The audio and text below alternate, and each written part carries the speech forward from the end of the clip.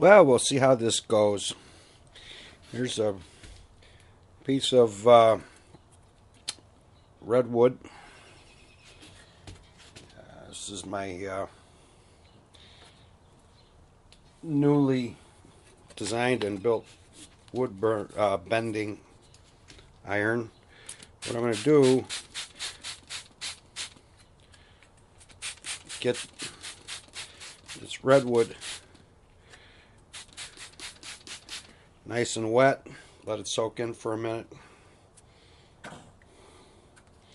We'll see how this all works. I think the bender's getting hot now.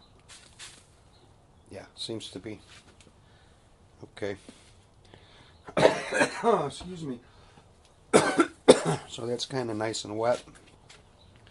What I'm going to try, anyway, is it's just an old thin towel, and I made it damp. What I'm going to do is first, the wood has been spritzed, and now I'm going to start to place this on there. It's hot, and putting the rag on there initially should help introduce a lot of steam.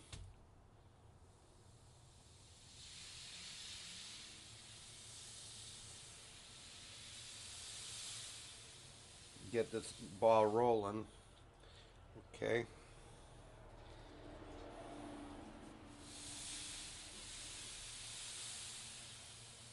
As I'm pulling pressure onto it, I can feel it trying to let loose. Okay, that's probably enough with the rag now. I'll take that off.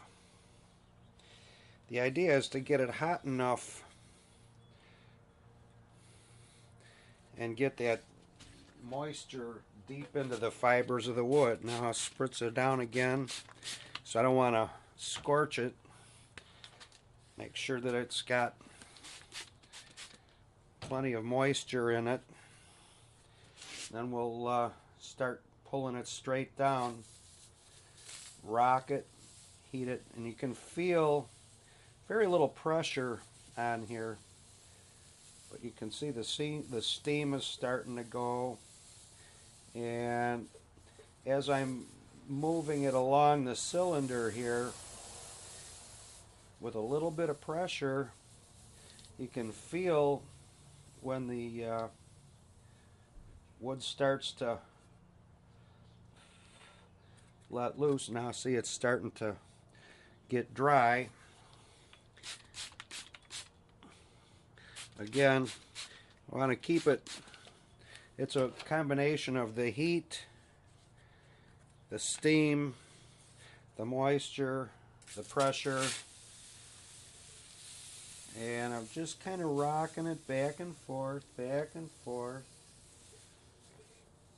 and you don't want to touch the metal. That thing is really, really hot. I can feel the heat coming through, so I can press down here now. Now I'll hold it in place for a second.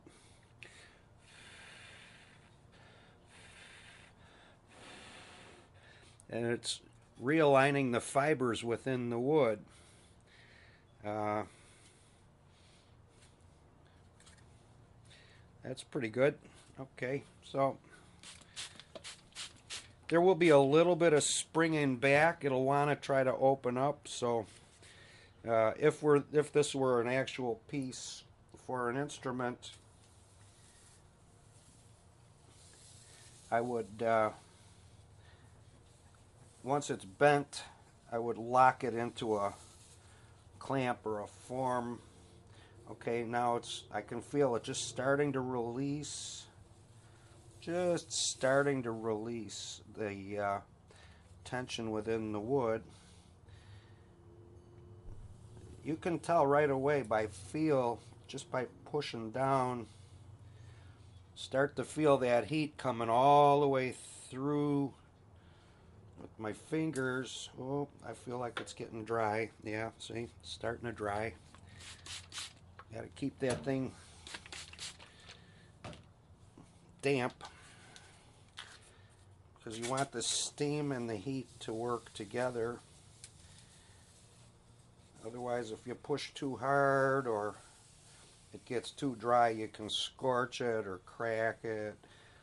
What I'm doing is I'm holding steady pressure on there, but not a lot.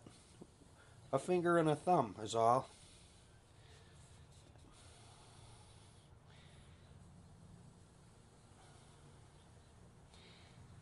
Let the steam and the heat combine.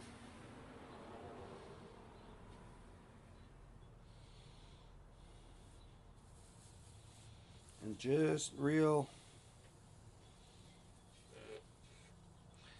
gently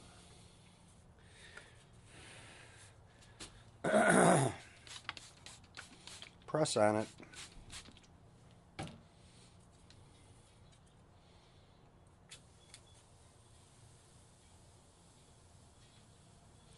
Right now it's not wanting to move, but this has already conformed to the shape of the cylinder here, the hot cylinder, hot pipe if you will. I can feel that one, it's trying to crack right there. There's a little bit of a, I probably rushed it. Didn't crack through, but I can feel the fibers giving me a bit of a rumple, but not too bad. Nothing that would really concern me, although I would at this point try to minimize that, let it harden. Anyway, that's the way it works.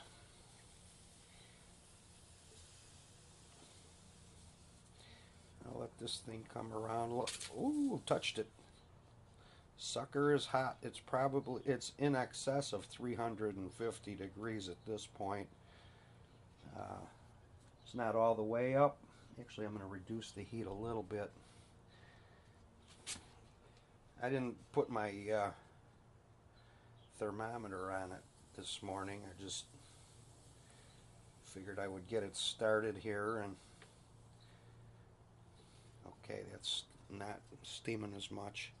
Anyway, you kind of get the idea. Pretty much put that wood wherever you want it to be. It's pretty neat.